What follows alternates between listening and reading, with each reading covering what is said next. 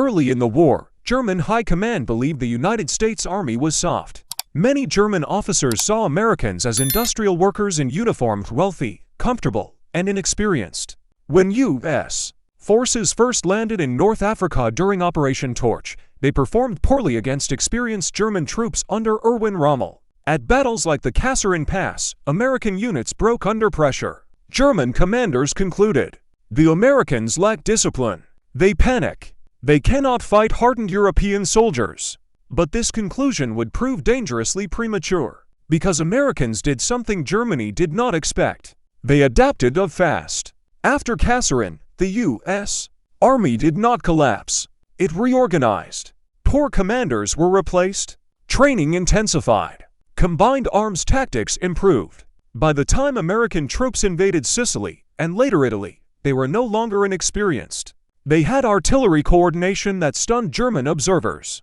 German reports increasingly mentioned one recurring frustration. Whenever Americans were pinned down, artillery would arrive. Massive barrages. Precise fire missions. Shells falling within minutes. Unlike many other armies, U.S. infantry operated as part of a tightly integrated system. Infantry, tanks, air support, artillery. German soldiers began to realize they were not just fighting riflemen. They were fighting American industry. One of the biggest psychological shocks to German infantry was American firepower at the squad level. The U.S. infantry squad revolved around the Browning automatic rifle, the bar. Each squad had automatic fire capability. American soldiers also carried large amounts of ammunition. Compared to many other Allied infantry units, American troops were heavily supplied. German veterans noted that firefights with Americans were intense and loud, overwhelming even. In addition, U.S. forces relied heavily on semi-automatic rifles like the M1 Garand. Against German bolt-action rifles, the difference in close combat was brutal. American soldiers could fire faster, suppress harder, advance under covering fire. German troops who expected cautious movement instead met aggressive fire and maneuver tactics.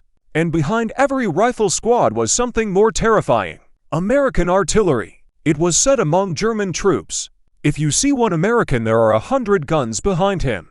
June 6, 1944. D-Day. German commanders believed they could contain the landings, especially at Omaha Beach. The defenses were strong. Machine guns covered every approach. Artillery was zeroed in. The first waves of American infantry were devastated. Men fell in the surf. Units were shattered. But something happened that German defenders did not expect. The survivors kept advancing. Small groups formed without officers.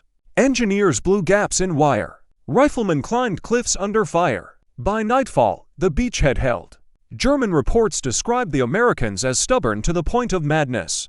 The old stereotype was gone. Now there was something new: relentless pressure. December 1944. Germany launches its last gamble at the Battle of the Bulge. The plan was simple: break the American line, split the Allies, force negotiation. German officers believed surprise would shatter inexperienced U.S.